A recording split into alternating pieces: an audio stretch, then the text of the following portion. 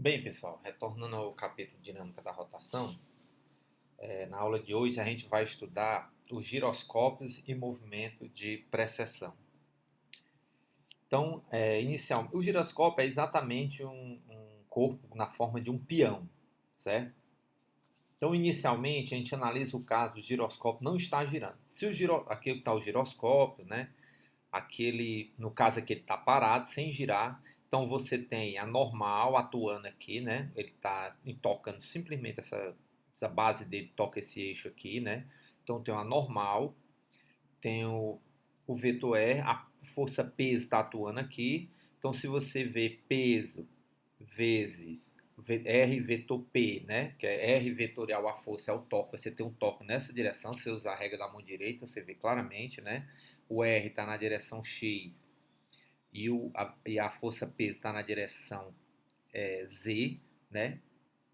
No caso aqui é menos K e X, então é I vetor menos K da J, né? Na direção Y, tá certo? Então, pela regra da mão direita ou então pelo cálculo do produto vetorial dos dois vetores, tá certo? Então, quando o volante não está girando, seu peso cria um torque em torno do pivô, né? Fazendo com que ele caia ao longo de uma trajetória circular até que seu eixo fique em repouso sobre a superfície da mesa. Então, nesse caso, como ele não está girando, você tem esse torque e aí ele vai simplesmente, o peso vai fazer ele cair, girar, né, nessa direção até tocar o chão. Então, se você olhar a equação dL dt igual torque, então o meu dL vai ser tal dt. Então, esse tal atuando em intervalos de tempo dt, então aqui eu tenho uma visão de cima, né, no plano xy, né?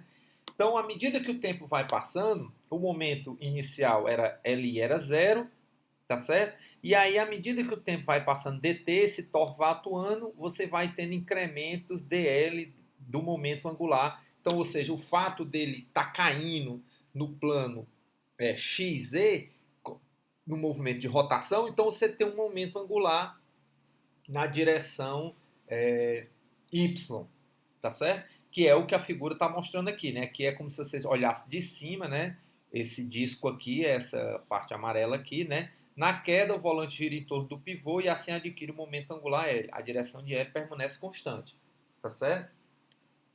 Então, esse aqui é o caso o giroscópio esteja sem girar. Ele simplesmente cai, né? Ele não consegue se equilibrar, cai e tem essa pequena variação no momento angular, né? Que é durante essa queda no movimento de rotação, como ele está girando, tem um momento angular, tá certo? Agora vamos analisar o caso do giroscópio girando, né?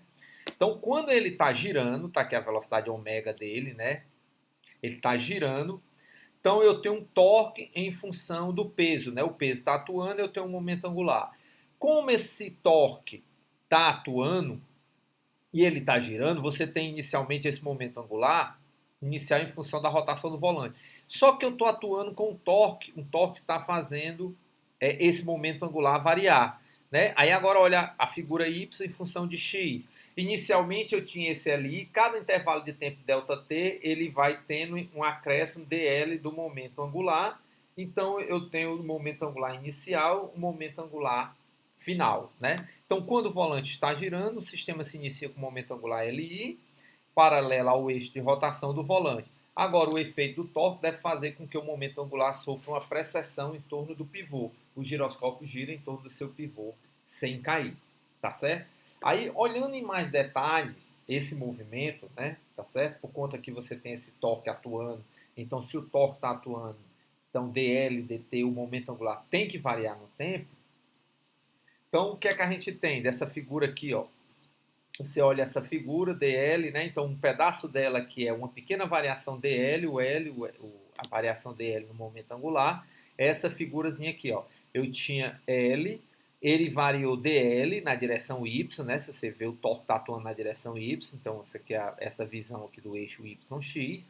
Você tem um dl aqui e aí, no intervalo de tempo dt, o vetor momento angular e o eixo do volante, ao qual é paralelo, realizam uma precessão por meio de um ângulo δφ. Ou seja, o momento angular varia um δφ. Ou seja, pela construção vetorial, que vetor é esse? É o vetor L mais o vetor dl. Então, esse vetor aqui é o L mais dl. Ou seja, o momento angular sofreu uma variação de dl durante o intervalo de tempo dt, que ele mudou de um ângulo dφ por conta da atuação do torque, tá certo? Agora, perceba dessa figura aqui que você pode tirar que dl, esse vetor aqui, que seria o arco, ele é em módulo, né? Ele é L dφ, tá certo? Então, dl é L dφ, tá certo? Ora, dφ é na verdade é o módulo, né? Tudo em módulo, tá certo? dφ, o ângulo vai ser dl dividido por L. Essa grandeza, que é a variação desse ângulo φ, ou seja, quanto que esse momento angular está variando no tempo, assim, quanto é que ele está se deslocando, que é o dφ dt, é chamada de velocidade angular da precessão escalar, velocidade angular de precessão escalar. Ou seja, esse momento angular ele vai mudando de direção aos poucos por conta da atuação de um torque, o torque devido à força-peso, tá certo? Então, agora a nossa ideia é calcular quanto é essa velocidade de precessão escalar, o ômega, né, que é definido por dφ dt, variação do ângulo, como ela é uma velocidade angular de precessão, porque ela é a variação de dφ dt, que é a variação do ângulo no tempo. dφ é dl sobre L, tá aqui dl, módulo de dl sobre o módulo de L, dividido por dt. Isso aqui dá módulo de L sobre dt 1 sobre L, né? No caso, dl dt vai ser tal z, ou seja, vai ter um torque na direção z, por conta dessa variação do momento angular. Você tem a presença de um torque na direção z, e o módulo de L é o próprio momento angular na direção z, tá certo? Então, nesse caso, o ômega é tal z sobre Lz. Quem é tal z? É o torque, a componente do torque na direção z, que é PR, né? No caso é PR, que é o único torque que atua, né? Que é o da força-peso, que é o peso vezes R. E Lz é I ômega, né? Que é o momento de inércia do giroscópio vezes a velocidade angular, tá certo? P é o peso e ômega é...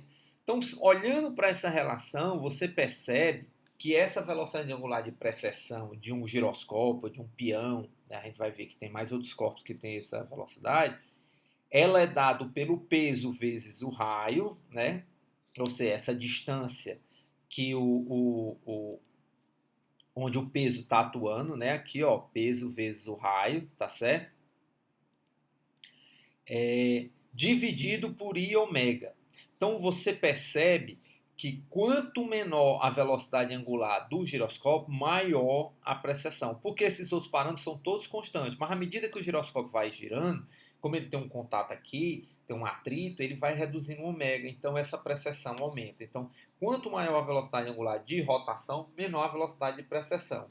Quando observamos o movimento do peão, podemos constatar que quando ele está próximo de parar, ele precessiona com uma velocidade bem maior.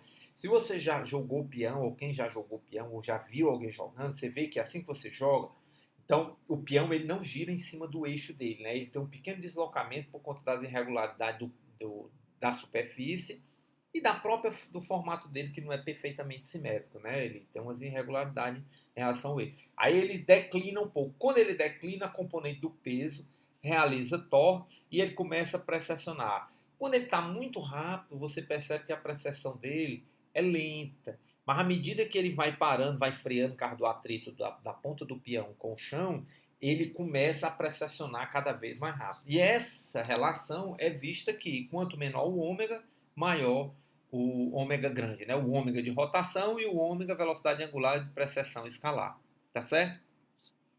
Aí aqui o movimento de precessão ele ocorre na Terra também. A Terra ele apresenta uma precessão.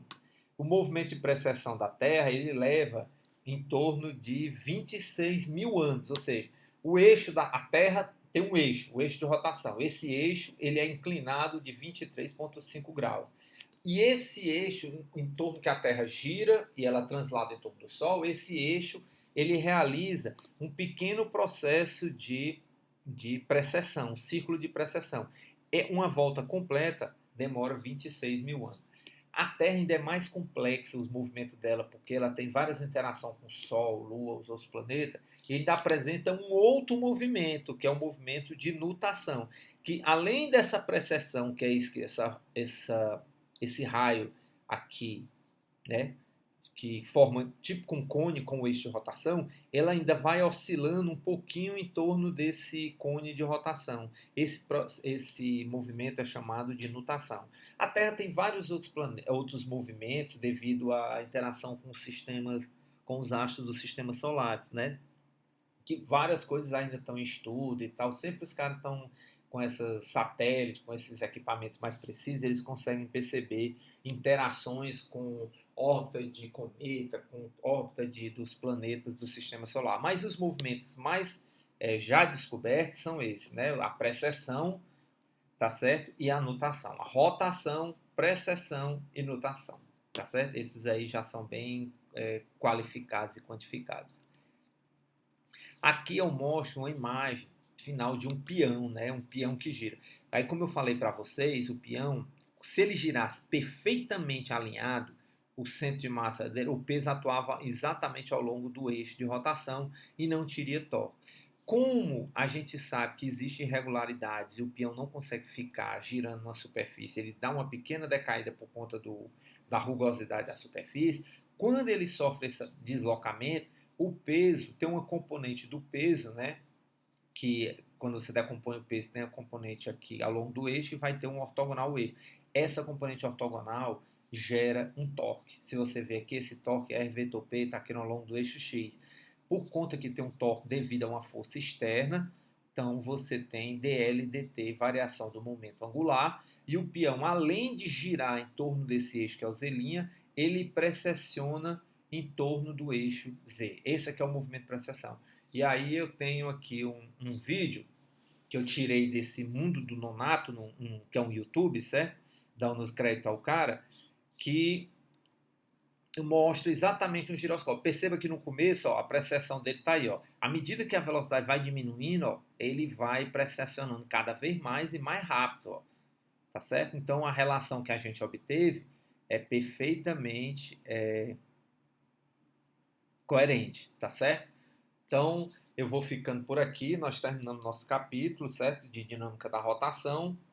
E aí agora é resolver os exercícios, eu vou resolver alguns exercícios e vou apresentar para vocês, tá certo? Então, até uma próxima aula.